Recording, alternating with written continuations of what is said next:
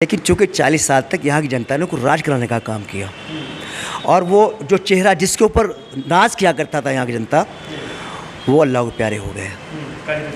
काजी रस्मी साहब वो एक शख्सियत थी, इससे इनकार नहीं किया जाता। लेकिन अगर ये सोचे कि आज तक जो कुछ किया मिला है इनको, उनकी बदौलत मिला है। और जो ये कहते हैं समाजवादी पार्टी ने हमको क्या दिया, समाजवादी पार्टी के रहते यहाँ नगर पालिका के ये चेयरमैन बने। समय से पर राज बदलता है, काज बदलता है। और हम नहीं कह रहे हैं, उनके बयान है, उन्होंने कहा मुझे कुत्ता बना दिया। भले भला उनके शब्द थे, उनकी ज़ुबान से था, हम नहीं जानते वो कैसे कह रहे होंगे, उनकी भाषा क्या है। क्योंकि उन्हें तो पता नहीं कि आज अंगूर खट्टा है कल मीठा है।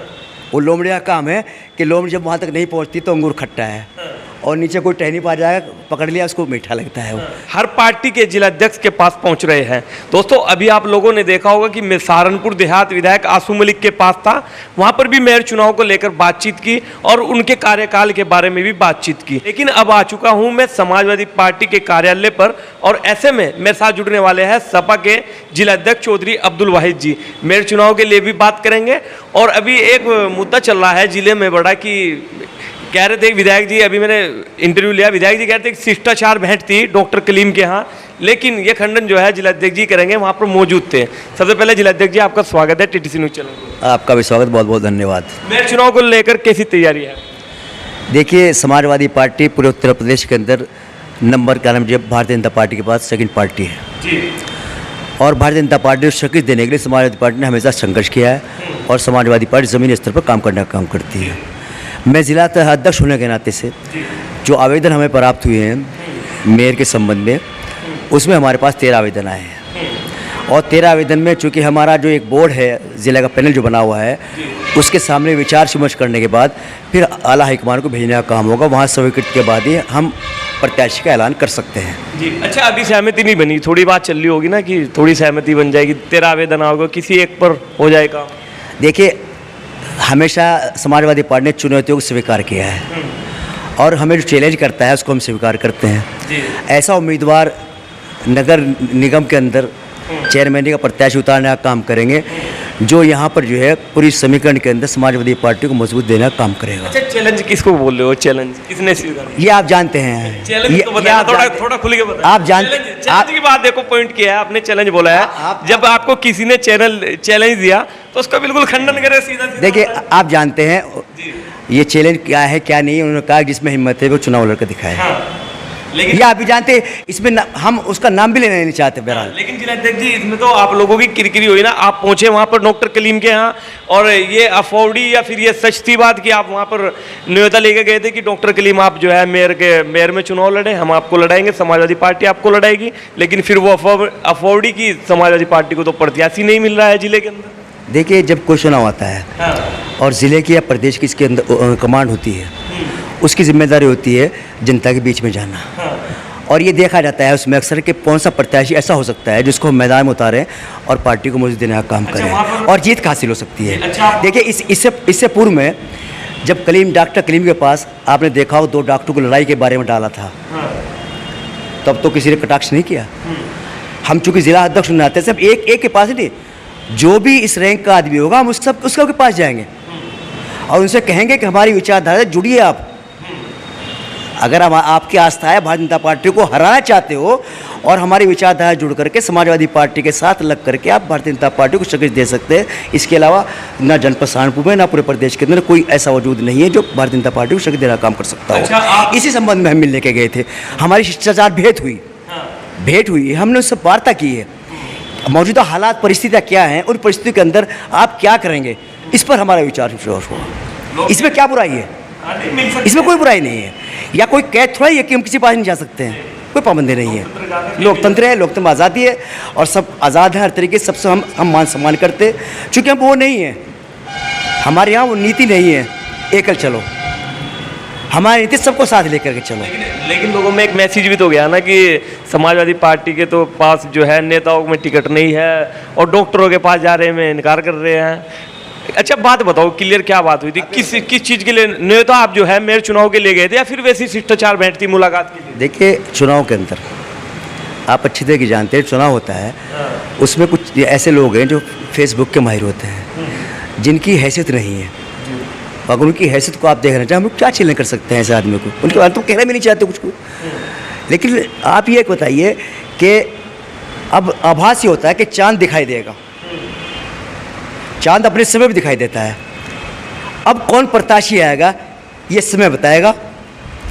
और जिन लोगों को क्या नाम ये सोच रहे हैं कि समाजवादी पार्टी का प्रत्याशी नहीं, समाजवादी पार्टी के प्रत्याशी भरमार है, लेकिन वे दिख तो नहीं रहे ना। लेकिन हम समय पर पत्ते खोलने का काम करेंगे।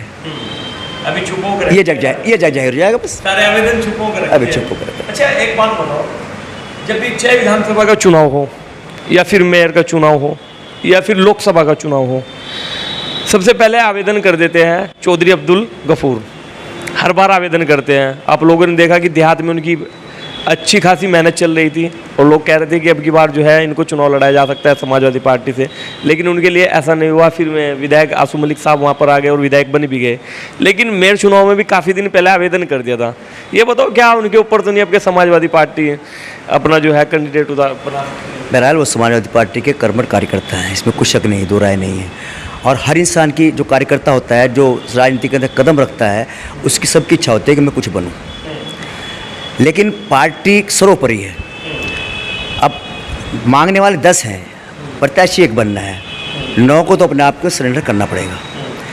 और गफूर भी इसमें उम्मीदवार है, इसमें कोई शक नहीं है। अब हाईकमान जो फैसला करेगा उसमें उनका भी हक बनता है, अब्दुल गफूर साहब का। लेकिन वहाँ सर जिस प्रत्याशी पर मोहर लग जाएगी वो सबको मानना होगा। दमदार चुनाव लड़ाया जाएगा। दमदार चुनाव। लोग ऐसा भी कहते हैं कि समाजवादी पार्टी अब तो ख़त्म हो चुकी है, अब तो जमानत भी नहीं बचेगी इनकी, छोटा चुनाव हो चाहे फिर बड़ा चुनाव हो। कैसे कहते हो? देखिए, जो कहते हैं 2022 का चुनाव हुआ है और 2022 के चुनाव में 2022 में और अब में बहुत फर्क हो चुका है। बहुत। आप जनपद सहारनपुर की बात करते हैं। अब जो लोग ये कह रहे हैं कि दलित और मुस्लिम, चलिए मैं उस पर आता हूँ। आप सहारनपुर की बात आगे, प्रदेश की बात नहीं है। जिले की बात। हाँ, बाकी अगर तो करम जो आगे पीछे तो कुछ है ही नहीं है। लेकिन चूंकि 40 साल तक यहाँ की जनता ने उनको राज कराने का काम किया, और वो जो चेहरा जिसके ऊपर नाज किया करता था यहाँ की जनता, वो अल्लाह को प्यारे हो गए। काजी रस्मी साहब वो एक शख्सियत थी, इससे इनकार नहीं किया जाता। लेकिन अगर ये सोचे कि आज तक जो कुछ किया मिला है इनको, उनकी बदौलत मिला है।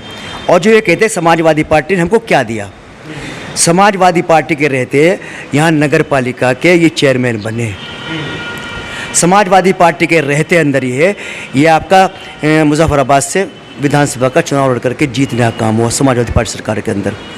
जब से समाजवादी पार्टी से निकले हैं, ना बने हैं और ना कोई बनेंगे।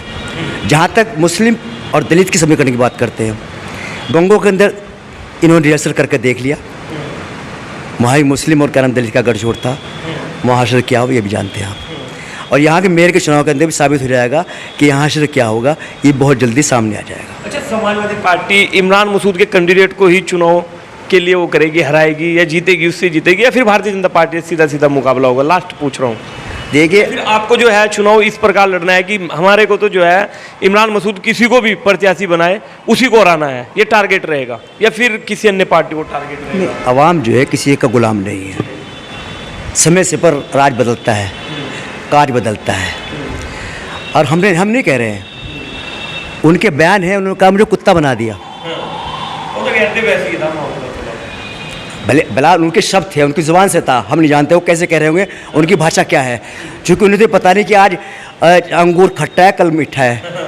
वो लोमड़ी का काम है कि लोमड़ी जब वहाँ तक नहीं पहुँचती तो अंगूर खट्टा है, और नीचे कोई टहनी पा जाएगा, पकड़ लिया, उसको मीठा लगता है वो। चलो, जब कहा था कि बना दिया, हाँ, वो कुत्ता बना दिया।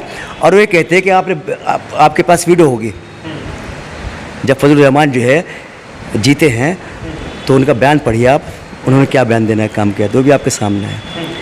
उनके समय समय पर क्या बयान होते हैं ये भी आपके सामने है। हमारी वाणी एक है, एक रहेगी। वफादारी करोगे मिलेगा, वफादारी नहीं करोगे तो कुछ नहीं मिलेगा। आप समाजवादी के सच्चे सिवाय हम सन्मानों से समाजवादी पार्टी के अंदर हैं। कुछ बदलाव वगैरह किया था, इन्हीं की बदौलत हुआ था। अच्छा जिलाध्यक्ष जी, 2012 में जिलाध्यक्ष जी, मेरा लास्ट क्वेश्चन है। जिले में 2 विधायक समाजवादी पार्टी के और एक MLC, तीनों अलग अलग, लोग ऐसा कहते हैं कि गुटबाजी है तीनों में ही। तीनों एक प्लेटफार्म पर नहीं आई। ये सच आप ही बता सकते हो कि प्लेटफार्म पर है नहीं, क्योंकि आप जिले के कप्तान हो समाजवादी पार्टी। मैं जिला अध्यक्ष होने के नाते से समाजवादी पार्टी एक राय है, एक मत है, दोनों एमएलसी और एक एमएलसी और दोनों एमएलए एक साथ एक राय के साथ हैं। समाजवादी पार्टी में अंदर कोई गुटबाजी नहीं है और जो कह रहा है वो विपक्ष की एक चाल है, साजिश है। समाजवादी पार्टी एक हमेशा रहती है, एक रहेगी। ये थे चौधरी अब्दुल वाहिद जी, सपा के जिला अध्यक्ष। मैंने जो है इनका इंटरव्यू ले लिया है। तो दोस्तों देते रहेंगे इसी प्रकार अपने न्यूज़ चैनल की जानकारी। मिलते हैं किसी न्यू वीडियो के साथ, तब तक के लिए शुक्रिया।